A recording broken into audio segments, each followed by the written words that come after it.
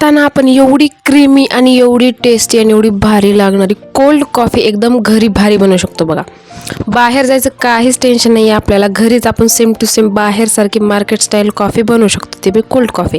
काय करायचं, मिक्सर घ्यायचं, मिक्सरमध्ये कॉफी टाकायची, चॉकलेट सिरप टाकायचं, हर्षेसचं वगैरे असतं बघा ते टाकून घ्यायचं. नंतर मध्ये साखर टाकायची, आपल्याला गोड केवढं पाहिजे त्याच्यानुसार.